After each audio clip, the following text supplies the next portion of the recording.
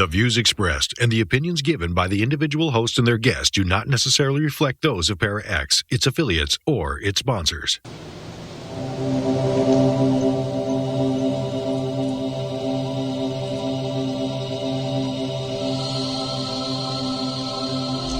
Merry meet and merry part, bright the cheeks and warm the heart. For tread the circle thrice about, to keep unwelcome spirits out. Bide within the law you must, in perfect love and perfect trust. Mind the threefold laws you should, 3 times bad and 3 times good. These 8 words the read fulfill, and ye harm none, do what ye will.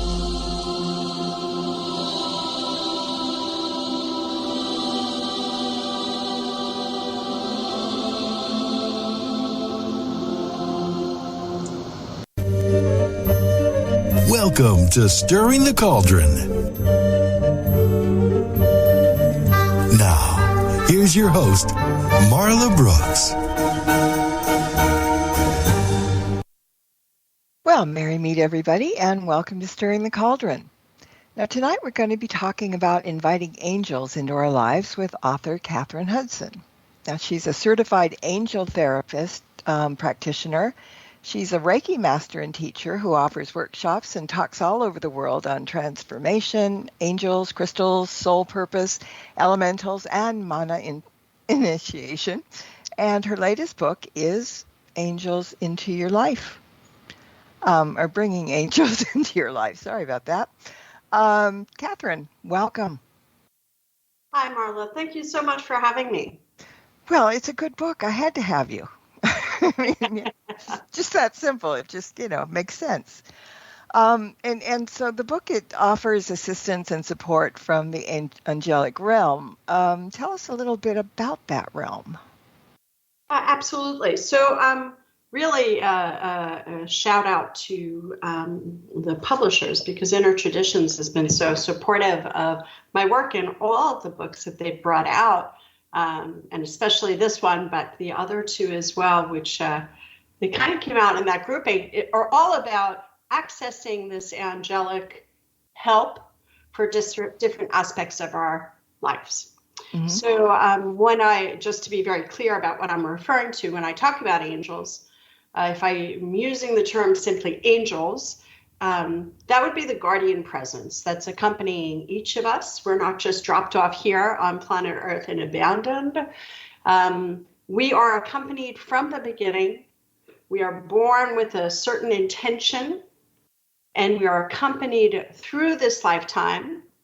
Whether or not we're conscious of it, that's another question, but we are accompanied from the beginning through to the end of our mission Earth, if you will. And so what I like to point out is that sometimes we have an idea that angels are beings, otherworldly beings that kind of go back and forth between us and God or Source or the universe, whatever term you'd like to use for all that is. And in fact, it's not so. We are much more powerful than we think we are. Don't require intermediaries once we wake up to the fact that we're powerful. And so angels really are a portal to a direct connection with that, which I call Source. So our guardian angels individually accompany us. And in the book, I talk also about certain archangels. And when I'm talking about certain archangels, each of the archangels expresses perfectly a divine quality. So if anybody's ever said, "Oh, dear Lord," my mother used to say this all the time. She was Irish and very dramatic. "Oh, dear Lord, give me strength." Well, that's Archangel Michael. Or someone seeking healing would be responded to, would be calling forth Archangel. Excuse me, I've got a little thing in my throat, Raphael. So I go into the roles of the different archangels in the book, but the point of it really was to put into writing and therefore render accessible something that I've been teaching in person in workshops in Europe and in the United States, well, really also in all over the world, how to open ourselves up to that higher connectivity that can bring us guidance and clarity and more joy and peace and love within this lifetime in our day-to-day. So that's why inviting angels into your life, I like the idea that we don't have to go it alone. I don't know about you, but when I was a kid, I was told, I grew up in the Bronx, so it was toughen up and go out there and kick the doors down and kind of, nobody's going to help you. But the truth that I found out later was that, yes, there is help. Hallelujah. Yeah, I mean, and I was going to mention that the question was, if we were born with a guardian angel and then one that sticks around with us all our lives, but we can call in other ones. I mean, it's kind of like guardian spirits, the same thing. They say the same thing. You're born with a guardian spirit and they're with you. But if you need help from somebody else, you can call in and go back and forth. So, it's a good clan. That's maybe a good word, but we always have people around us, basically. Beings around us. And that's right. But what are some of the ways that angels come to us? How do we know? I mean, okay, so we know we're talking about it now and we're telling people, but how would they know that they were having one around them? So there are very typical things that happen so frequently, it's almost cliche, but it's true that it can be very helpful, certainly at the outset, when we're starting to open up and wonder, well, gee, what about me? Do I have angelic beings around me? There are very, I hate to say generic because they are kind of miracles. And so generic isn't really the right word. But for example, you might be seeing signs. And what can the signs be? The signs can be feathers in unlikely places, feathers where there shouldn't be feathers where there are not birds, or a feather of a particular brilliance, or one that you're feeling drawn to. It can be coins in odd places, sometimes flowers. Really, they can go so far as to be very unique. It can be numbers that repeat. I will say this, you can know a sign by not only just, seeing a physical something or other, but also by our body's reaction to it. So our eyes fall on a feather or something else that catches our attention. So it breaks us from our, from the mind wandering all over the place. It brings us into the present moment, and only in the present moment can we be in this interaction, this true interaction with the divine. And so we're stopped short on our day. We're struck by this sign, and the body might have pins and needles, or you might get it warm, or you might feel a rush or a flush of energy. And then very often, so the physical body will actually respond to a sign. Your heart might go a little faster, or our hair stand on end, but in a good way. And then I like to add that the mind chips in to the confirmation, because very, very often, especially at the beginning, we're going to see a sign, have a reaction to it, a physical reaction. So that's the first confirmation. And the second confirmation can be counterintuitive, because it can often be that our mind will start arguing with us that it couldn't be a sign. So for example, the head could say something like, well, of course there are feathers, there are birds, on this planet, or, why do you think you're so special? This is just a feather like any other. When the truth is that it is not so much the object, but our reaction to it that is the true sign. So I love to say, if your head starts arguing against the experience being a sign, you can be absolutely certain that it's a sign. I like that. Mm-hmm. Well, okay, so angels are all around us, and they do step in sometimes when necessary, whether we realize it or not. Some people have said that in terrible happenings, they saw a guardian angel, and the angel saved their lives, for example.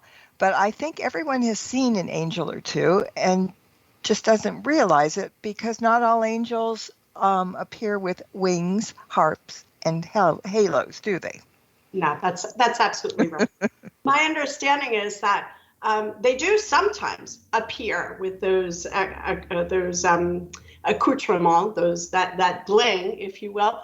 And my understanding is that they appear with those facets specifically when it's important for the person who's seeing them, who's witnessing, that it would be important for the person to understand that it's an angelic presence.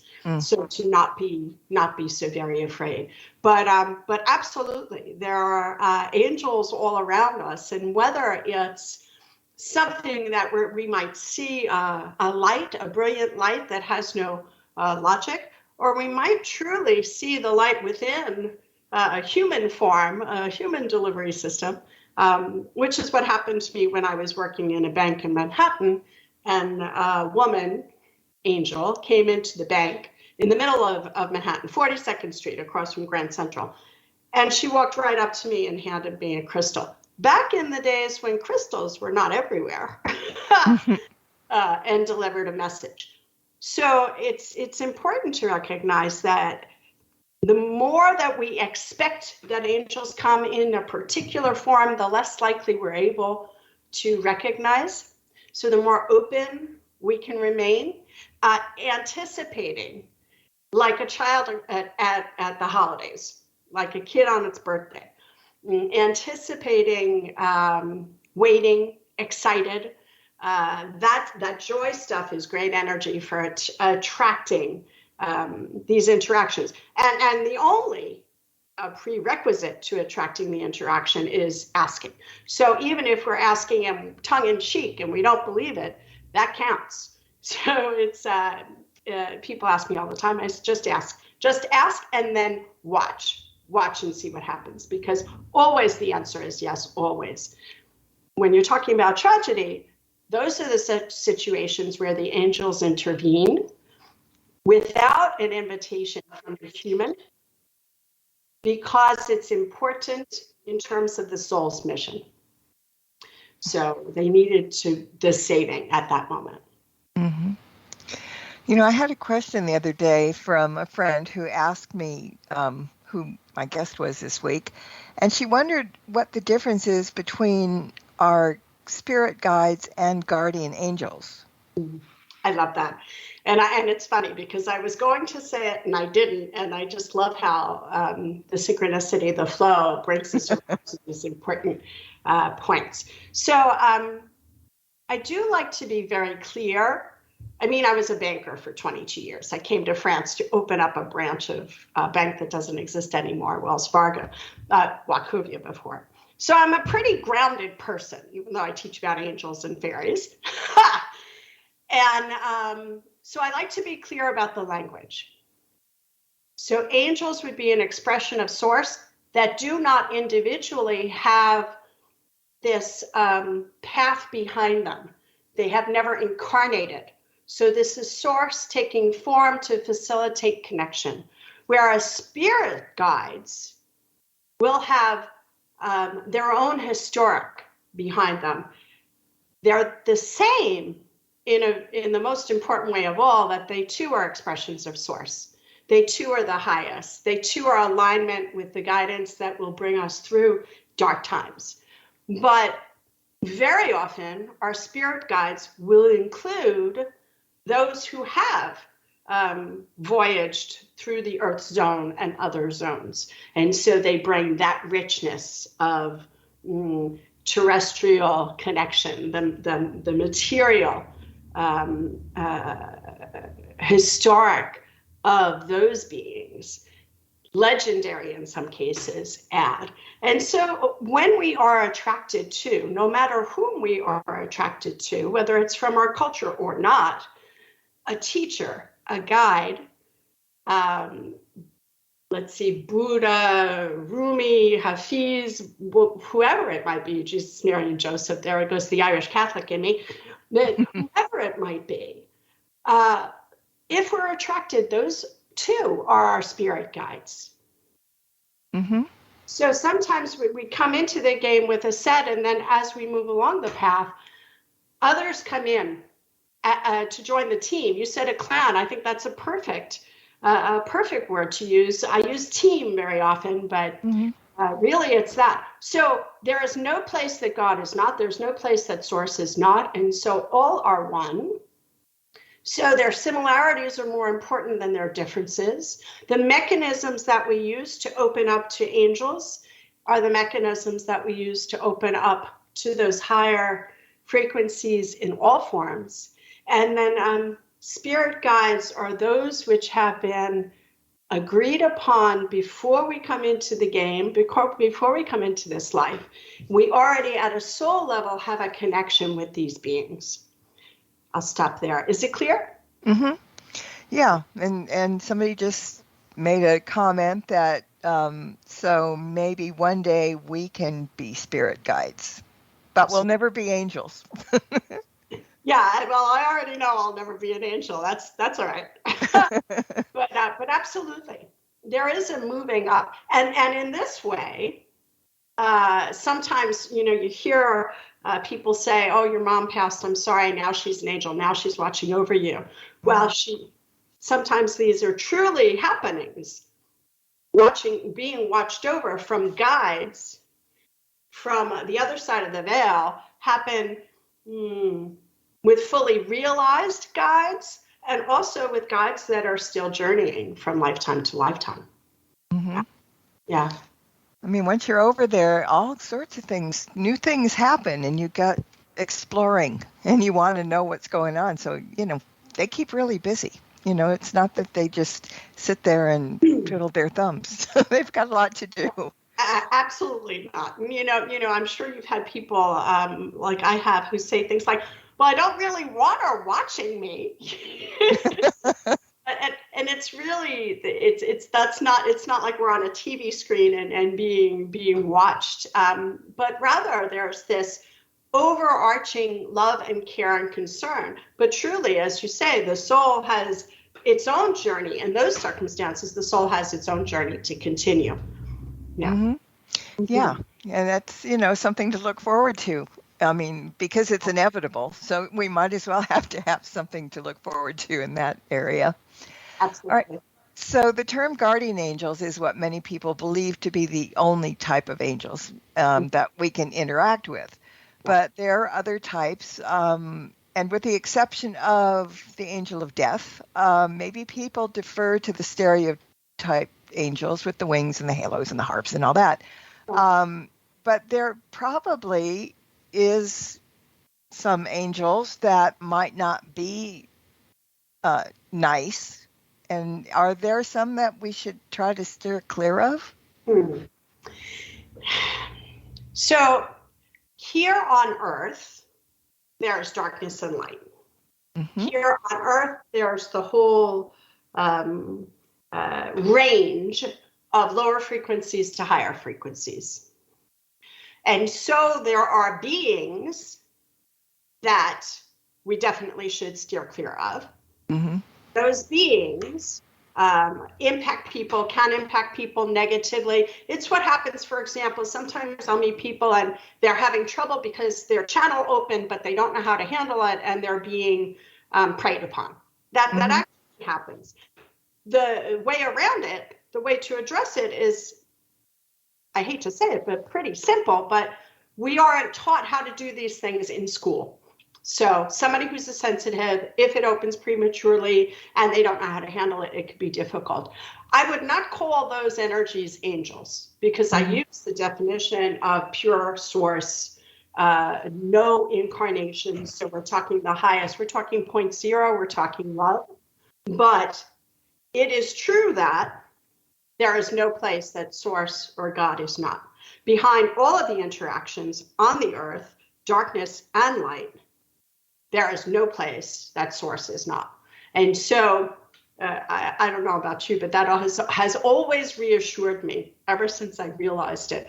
And so while I would not call them angels, often their actions with us, their interactions with humanity, push forth the evolutionary agenda. So often, isn't it true that we can have difficult periods and yet we look back and say, well, finally, I can actually say that it was for the best. I definitely wasn't saying that when it happened, but now I can see it. And so are there angels to avoid? I would say no. Are there entities to avoid? I would say yes. And are those entities truly bad? Well, we can experience their presence as very negative here on the earth plane. Absolutely. Mm-hmm. So can we ask to be shown who they are? I mean, can you say, I know you're here, but can you show us? Can we see what you look like or whatever? Yeah, absolutely. So I do these Zoom classes, and we open up to our guardian angels at the very beginning always. Often the first interactions are based on and use our gifts of clairsentience, so clear feeling, before clairvoyance. More people, in my experience, more people have easier access to clairsentience than to clairaudience, that is clear hearing the angels, or clairvoyance, seeing the angels. And so I always start people off with clairsentience, but very quickly, when we're not looking for a visual experience, those visual experiences open up. Yeah. So do they just, pop over and for a minute you see them, or can you actually have a conversation face to face? The first thing I want to say is that they don't really have a face. Okay. They take on a face, just like those that would take on wings or a halo or whatever we would need to feel comfortable with these interactions. We can absolutely have conversations with them. It's what I do in individual sessions. I act as intermediary. The person poses a question and I hear the answer and I transmit it. When we have this channel that is our heritage, well open, when we have the habit of it, the communication can be very simple. And in those instances, every instrument, that is, every one of us has an instrument, the body, physical, mental, emotional, and energetic, that we're living in this lifetime. That's our instrument. Every instrument plays differently. So some people will have a facility for seeing, and they might see the face. They might see a bright color of a certain hue when it's the guardian angel, and another hue when it's Michael or Raphael, for example. There will be others who will have the capacity that's strongest of feeling, and you might feel a certain way in the presence of the guardian angel and a different way. It's absolutely the case, although all of mine are open now, but in the beginning I had only that clairsentience, and I felt absolutely different in the presence of my guardian angels versus the presence of Archangel Michael, for example. So the invitation in the book, and I do cover it, I cover it in all my books because gosh, we should teach this stuff in school, is to get really comfortable in our bodies and start to recognize that our bodies are giving us information all the time, and that these magnificent bodies that we have are seeded from above. SEEDED. That is the grains and of all that we need for this lifetime and to communicate with our angels is already in us. And we can open those gifts just as so many of us closed them at the beginning of this lifetime. I'm going to jump around because there was a quote in the book that made me kind of think a little bit, because you talk about having an open heart and that makes us more powerful. But I know people who, when they open their hearts, actually seem to get more vulnerable at times. Yeah.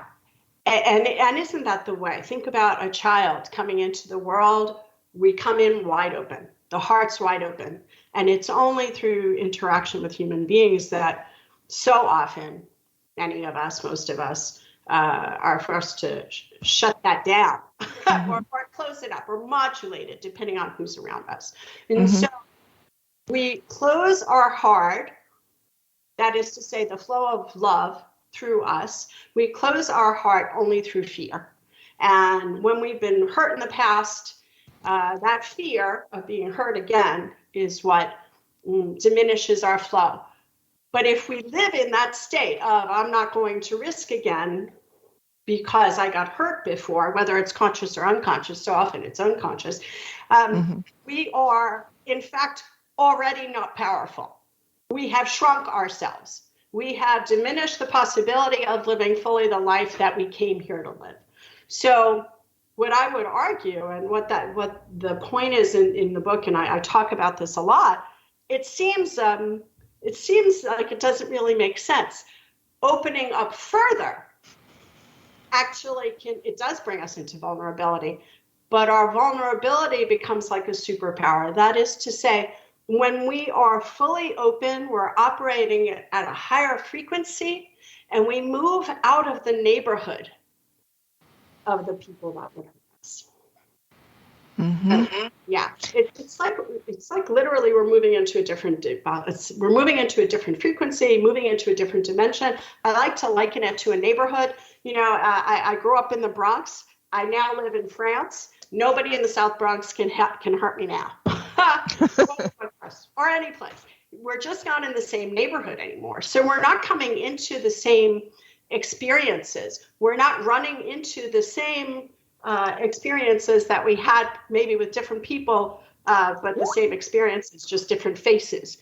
So the automatic response is to close our heart, but it took me years and years and years to learn that, in fact, it's the opposite that is the most freeing, and that allows us to move into a different experience on the earth plane. What do you think people need to know and gain from this book right off the bat? I mean, because there are people that are going to be saying, well, I don't know if there's angels or not, or, the purpose of writing this book was to teach people how to open up their own channel to connect with angels. And it's simple. The exercise is in there. It's in every book that I've written and every class that I teach. And why? Because nobody told us that our physical bodies were actually conduits to connect with the highest. Even if you don't believe in angels, and really, I mean, who does? I mean, we tell children angels exist, and then by the time you hit your teenage years, it's no longer, you don't talk about that. But anybody who does this exercise has a direct experience. I've had friends who said, I only bought your book because, it's you, and I just want it to be nice. How these things. I've heard that before, yes. But it scared the hell out of me. Why? Because they started the exercise and they didn't think anything was going to happen, but something happened. And so the whole purpose of this book is that individuals have that experience, that people start to unknowingly at first perhaps, but that people start to reclaim their own power and start to remember that this life is magical, and that they are much more powerful and much grander than the world has told them. So how did you learn about the channel and how to work with it? So, I told you I was in the bank, and that woman came in with a rock, which was just crazy. I was actually hungover that day. I had been out really late. New York, everything closes late. And when you're doing a job that's not made for you, but you're trying to force yourself to fit into it, sometimes a sensitive person will turn to auto desensitizing, let's say, and anesthesia. So for me, it was, I'm Irish, so, drinking just came naturally. And I was particularly hungover that day. And this woman came off the street in Manhattan. I'm looking at the rock. I have it in my hand as we speak. And this is 25 years ago. And she came directly up to me in the bank. And I was trying to dodge working that day, so I was hoping she would go someplace else, but it didn't work out. So I extended my hand and said, "Welcome to the bank. I'm Kathryn Hudson. How may I help you?" And she did not take my hand. Instead, she put a crystal about the size of my palm into my hand, and she said, "No, I'm here to help you, and this will help you with your addictions." Shiver me timbers. Mm-hmm. For the first time in my life, I had a sharp tongue. I learned how to defend myself, not physically, but with words when I was a kid in the Bronx. And so for the moment, for maybe the first time ever, I was struck silent. And my head was racing, trying to figure out, what's going on here. And then finally, ding, I thought I got it. So I lifted my head, stone, to look the woman in the eye, to tell her, "Excuse me, ma'am, this is a serious place of business. You don't come here to sell your stones." I thought she was trying to sell me this thing. She was already at the door. So someone I've never met before or after, and I write about it in all my books in all of the languages, hoping that maybe, somebody pops up again. Mm-hmm. Left, was not there. And I was left to my own devices with this rock. That was the beginning of my journey. It's like I needed to be knocked upside the head, as they say in the old neighborhood. And It was a rock that did it. It was an amethyst besides, which is my birthstone. And it's just that was a moment. Yes. A moment. Yeah, and I needed it. I definitely needed it because I had gone full numb out. So many people do not need rocks upside the head. I did. Whatever works. And we're gonna have to take a break right now. And I'm just gonna say that we're gonna talk about the way the book is broken down into 4 categories when we come back, and we'll delve into the pages. So everybody stay tight, and we'll be right back. Stirring the Cauldron will be right back, so don't go away. If you end up with webbed feet, remember, you've been warned. It's double the cauldron, double the fun. Parax brings you back-to-back hours of Stirring the Cauldron with Marla Brooks. First, at 8 p.m., Parax digs into the vault to bring you an encore edition of Stirring the Cauldron. That's 10 years worth of amazing guests, interesting subjects, and all the fun from your favorite show. Then at 9 p.m., Parax presents an all-new hour of Stirring the Cauldron as Marla explores the paranormal realm with brand new topics and all-new guests. It's double the cauldron, double the fun as Parax presents back-to-back hours of Stirring the Cauldron with Marla Brooks. And it all begins 8 p.m. Thursday right here on the Parax Radio Network.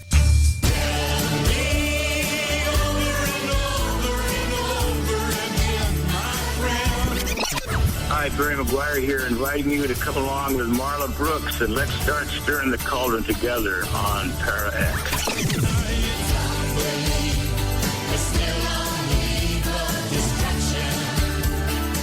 Stirring the Cauldron with Marla Brooks, Thursdays at 9 o'clock on Parax. Sometimes good intentions aren't good enough, and we need a little help to make it through the workday. Some people pray. Others put their noses to the grindstone. But now, you can take a different path and resolve workplace issues in a magical way. From the author of the Ghost of Hollywood series, Workplace Spells, Everyday Magic on the Job, by leading author Marla Brooks.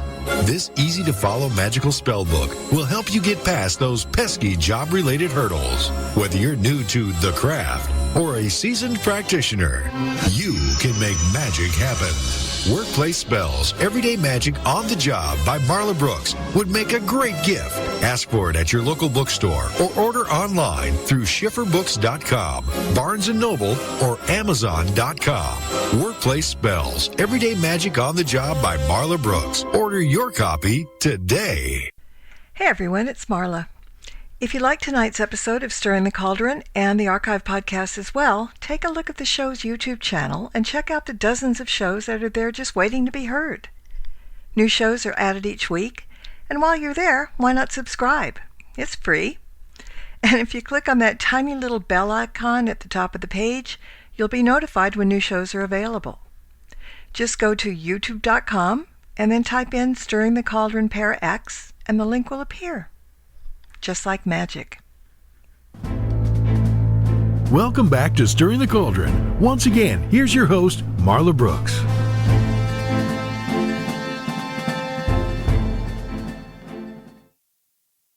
And my guest tonight is Kathryn Hudson, and we're talking about her latest book, Inviting Angels into Your Life. And as I mentioned before the break, we're talking and breaking down the categories of the chapters in the book. We've got preparation, we've got the Archangels, we've got energy and angelic healing, and the next step. And so let's start with preparation. And in the book, you explain who's who and what's what in that part of it.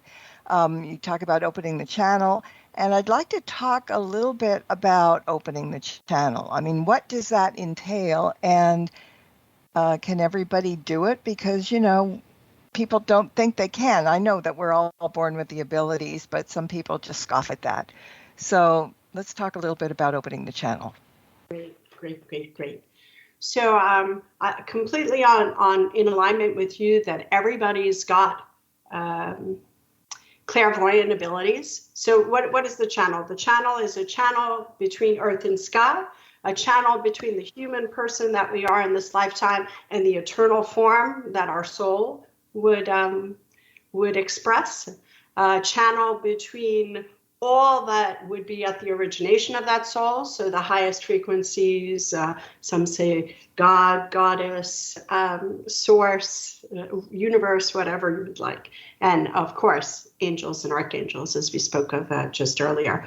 So the channel is opening up our capacity, our heritage, to connect to who we are already.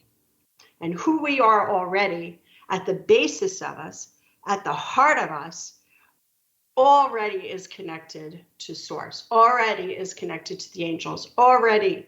We come into this game already with a facility for love, already with a capacity to recognize goodness around us and love and angelic assistance. The world most often causes us to shut that down. So when we see people scoffing at angels, I mean, I can understand it.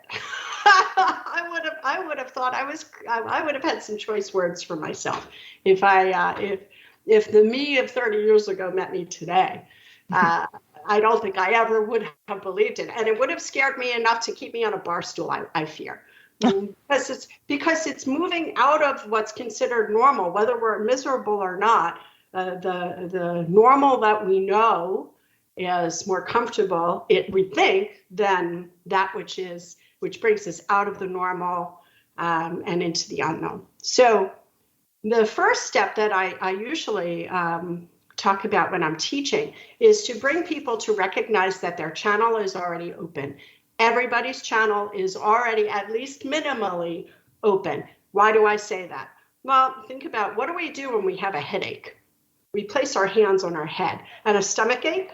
Oh, yeah, I put my hands on my stomach. And if the elbow hurts, we already place, everybody places our hands. Nobody told us to do that. We place our hands naturally where we have pain. And that is to say, there's a part of us that knows that we have a capacity for healing, and it's through our hands that we bring it forth. So that is absolutely us channeling energy, divine energy, to bring ourselves some respite from pain in this lifetime. That's the first thing. The second thing is when you walk into a big room, so that's clairsentience. You walk into a big room, say you're at a cocktail party, don't know anybody there, just noticing, wow, I'm really drawn to that person, and whoa, I definitely don't want to go near that person.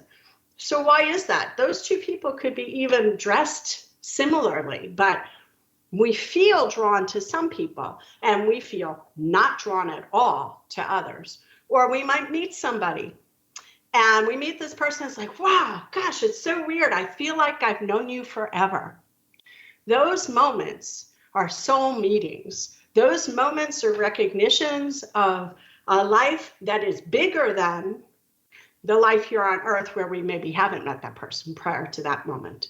So there are things that are considered normal that don't take us too far into scary land, that can start to help people recognize that they already are being guided by that part of us which is more vast, that part of themselves which is more powerful than anybody ever told them. So I like to warm things up with that already. And then moving into, okay, well, why not rubbing our hands together and starting to feel energy between them and recognize, okay, so that's invisible, but it actually exists because it's palpable. I can trust it. Okay, so yeah, so when we're opening the channel for people who have not done any of it, it's often good to diminish fear by doing steps that they already are unaware of maybe, but they're already doing instinctively. And then playing with energy to start to get more comfortable with it, realize there's nothing scary there. And then what I would say is the opening the channel exercise in this book, which is a creative visualization, but it's basically giving our okay to be supported by the earth and supported by the heavens. That would be like the next step. Mm-hmm. So it's just trying to get everybody who doesn't believe to believe, or just at least open your mind before you open your channel, right? Well, I absolutely don't think it's my job to get anybody to believe anything. No, true. But I do know that the people who are attracted to my work are ready for it. Mm-hmm. And, it's not in everybody's lifetime that these things open. Some people are here for very specific missions that have nothing to do with this. But those that are attracted to this work and this book, for example, or any of my online or live work, I know that they're ready for this. It's like a flowering. It's like the seeds are already there and it's already germinated if they're crossing my path. So it's time for flowering. Yeah. Mm-hmm. Yeah. No, that makes sense. All right, so let's talk a little bit about part 2, which is the Archangels. And there are 15 in the book. Mm-hmm. And you've really made it quite simple to understand and everything, because you explain like who we should call according to their individual divine qualities. And you offer their colors, their energy signature, chakra, their crystals, all kinds of things. I mean, but the important thing, I think, is that they have to know that there is no importance of ranks for angels. You say that in the book. And so for those who might think calling on an archangel or ascended master would be out of their league, that's not the case, is it? Oh gosh, no. Boy, did you put your finger on it. Yeah. No, we're children of source and sacred beyond anything anyone has ever hinted at. And so the angelic realm is here to assist and help us while we are in this forgetful place of the earth. It's very funny that sometimes I see people wanting to say, well, archangels are more important than angels, and put them in a kind of a pecking order. Isn't that very human of us? Or very earthly? In fact, it's just the roles that are different, what their purposes are that are different. And indeed, anyone that we're feeling curious about, if we're feeling curious about an archangel or about our angels, that is a call. That's a call on a higher level. Yeah. Yeah. I grabbed the book for a second because I want to read what you have for each angel. I mean, as an example. Yeah. And unless you can do it right off the top of your head. I can. Okay. Well, let's go with. Go ahead. Let's go with Michael. I mean, all right. So what's the colors, the crystals, and all that? Yeah. So with each of the archangels, and I just want to preface it by saying that there's a lot of information given about each of the archangels in order to make us more comfortable with calling upon them. But it's important to notice that some people will experience, because our instruments are very different, some people will experience certain aspects differently. For example, blue or a strong violet is the color that's most associated with Michael. So there's a consensus around the color that would appear for those who see color. But I've also met people who see a golden color. I've met people who see a white. So what's important is not the color that's described, but your individual experience. That said, I do give sort of consensus information. So the quality of Michael is the power and protection of God. We can seek him out until our own power protects us sufficiently.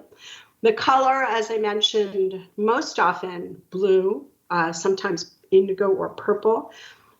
So often there's a heat signature. When the energy is around, we feel very warm around Michael. The chakra most connected to Michael, well, it's the seat of power. And so it's our solar plexus, the third chakra. A crystal that one can call Michael's crystal would be sujolite, which is less well known, but it is a light worker's stone and so connected to Michael. And so I went on to say that other aspects for those that have come into the earth plane on a light worker mission, that is to bring light into the darkness and to facilitate the transformation that's occurring as we speak. And like you with this program, a light worker can rely on Michael as kind of a boss, but the best boss imaginable, not that other kind of boss. So giving us the wherewithal, rendering the path smooth, etc. He's also known for helping and facilitating with all things technological, and for me also plumbing. I wrote about it in the book. I didn't want to write about it in the book, but at any rate, there's a helpfulness to Michael that is very, very hands-on. There have been books written about it, other than mine, and really, this is the boss that everybody could idealize, because present insofar as we call upon him, and working behind the scenes all the time. Mm-hmm. So for each of the archangels, I tell a story, a different story, something about my personal connection with them, just showing how it can be lived out kind of in the day-to-day. And then at the end of each section, there is an exercise, a specific exercise where we actually move the body to connect with the specific archangel that we call upon. It should be noted that the ritual that is there is not the only way to connect with Michael, but it's a very powerful way. This actually came from Michael himself. And so the exercises in themselves, just by trying them, can bring that channel more fluid and more open. One good way to do those exercises is to read them out loud and tape it. I know nobody tapes anything anymore. To use the phone and take the sound down and afterward listen to it, so that you've got a copy of it to listen to. It's easier than reading and doing the exercise at the same time. Yeah, I've always laughed at visualizations in a book, and it says, here, do this creative visualization. Yeah. And it's nice when somebody reads it to you, but it's kind of difficult when you're reading it and trying to do it at the same time. Completely. So, yeah.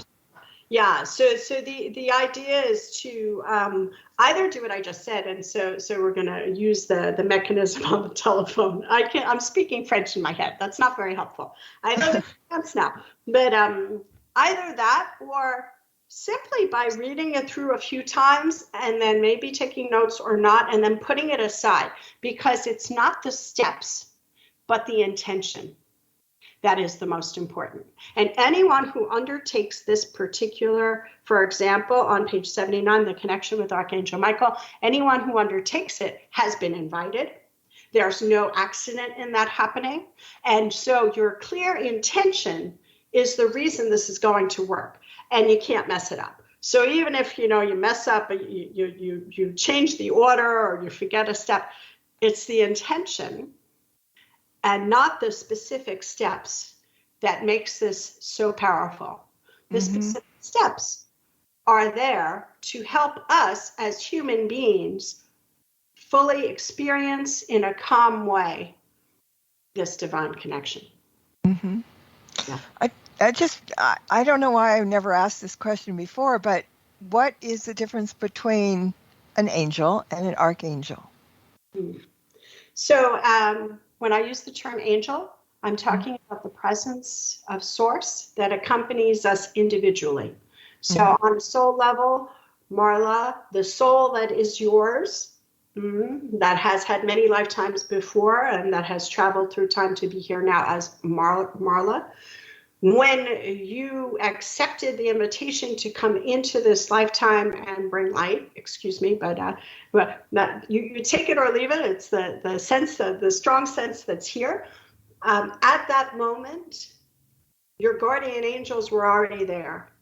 This was a decision made by the soul and God or source. And the guardian angels kind of go, oh, I'm going with her. That's going to be cool. So the guardian presence is there from the outset of setting the intention that is the mission in this lifetime. So our guardian angels are with us the whole time, whether or not we like it, whether or not we are aware of it. They're there, most of them, because they are not allowed to act against our free will. Most of them on Earth are kind of twiddling their thumbs and waiting for us to wake up to their presence so they can get in the game more actively. Mm-hmm. That is the angelic presence. That it's a guardian presence. It's a watching over. It's the love, eternal love that's with us all the time, even those days where we might not be feeling it. An angel, each of the archangels, is the highest expression of a certain divine quality. So there are 15 that I talk about in the book. Of course, there are not just 15. Yeah. The unlimited source has unlimited qualities, but these 15 are very, very helpful, I find, in day-to-day life. So those are the 15 that I'm proposing. When we call on an archangel, they too do not intervene unless there's a situation where there's the risk of death. And in that situation, an angel can intervene and save the life of somebody if on the soul level, they're not supposed to yet leave Earth. An archangel is not just here for one person, but here for the whole planet, for all people. So anybody who feels the desire, that is the call, the invitation, who feels the desire can call on an archangel. So their roles are different, but it's always source. Okay. This hour is going by way too quickly. Let's jump in real quick and talk just a little bit about part 3, energy and angelic healing. Right. So in this energy and angelic healing, there are a couple of rituals in there for working with Michael to free ourselves from energies, so often of others, which pull us downward. So Michael uses his sword to free us, and those are really powerful and very interesting to use. Raphael works on the healing side to bring us back to wholeness and fullness. So I actually have those that I teach in classes. I outline those exercises within the book. And again, it's not a bad idea to say it, tape it, register at some place. And then listen, I know nobody tapes. I'm sorry, I'm dating myself. But the other thing that's in that section, which I think is super important, is that everybody talks about frequency, highs and lows. Even those people like day to day who would scoff at our conversation here and scoff at angels, recognize that there are days when we have highs and when we have lows. It's in our language. This energy ups and downs is already in common language. And if we point to it, more people will be aware of how it's impacting. And of course, now more and more energy vampires, this is becoming a normal usage of the language day to day. What we don't hear about is, okay, if there are highs and lows and we're impacted by other people, how the heck do I protect my energy? And so there is a section in there that talks about not just frequency, but amplitude. Reaching back to high school, this came out of a meditation one day, and it was that it is not just important for us to keep high frequency focus, but to muscle up so that we are not the ones that are being impacted by the energy of others, so that we are the ones that are standing tall and solid and impacting others. So often there are days and there are days, aren't there? There are days that, we're a little shaky, easy to get pulled down. And there are other days where people say, oh my God, you're just such an angel. I feel so much better. And it's, blah, blah, blah, blah, blah. I know that you know what I'm talking about, and probably most of your readers do too. But the idea here is how to stand fast at that high frequency and not be toppled so easily. So I recommend that section, and thank you to the angels for that guidance. It works. And part 3 is super important. All right. Well, part 4 is the next step, but we're going to leave that hanging because that's a good place to start. You dangle that carrot and just leave it go. So once you get to part 3, then there's the next step. But I just want to say that the book also has connection meditations. It has inner child work, chakra practices, angelic co-creations, and more. We're not even touching the real good stuff in there already, because it really is. But I just want to make sure that everybody knows that there's way more coming. And again, dangling the carrot, but I can't help that. But in the meantime, I think you need to give out your website, first of all, and then let everybody know what they can find there, and maybe some events that are upcoming. Okay, great. Thank you. So my website is kathrynhudson.fr. It's .fr because I'm in France, and it's Kathryn Hudson, like the river. On it, and it's a work. It's being reworked because I've just left Paris, and I still have a place in the States, but everything is in Breck. I am opening up a retreat getaway center in wine country. Wow, nice. In France. In the countryside, so things are shifting and changing. So what that means for people who are in the States is that most of what I'm doing for this year until the end of the year will be at a distance. I'm doing monthly angel parties where we get down and dirty. We're actually doing this energy work every month. The next one's February 18th with Archangel Raphael. We're going to do some self-healing and healing for the planet.